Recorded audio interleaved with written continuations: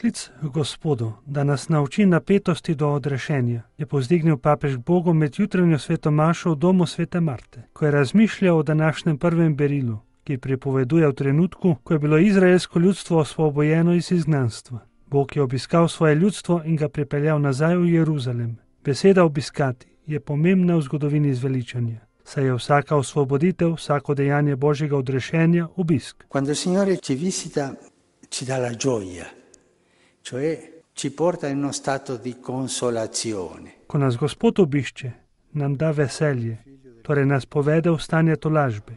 Tu je žeti v veselju. Da, sejali so jokajoč, sedaj pa jih je Gospod potolažil in jim dal to duhovno tolažbo. Tolaženje pa se ni dogajalo samo v tistem času, saj je stanje duhovnega življenja vsakega kristjana. Vse svetopismo nas uči v tem.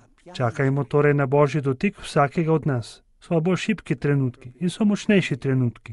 Toda Gospod nam da vedno čutiti svojo navzočnost duhovno tolažbo tako, da nas napolni z veseljem.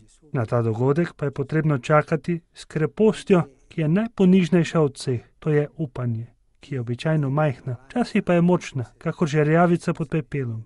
Tako kristjan živi v napetosti do srečanja z Bogom, do tolažbe, ki jo da to srečanje z Gospodom.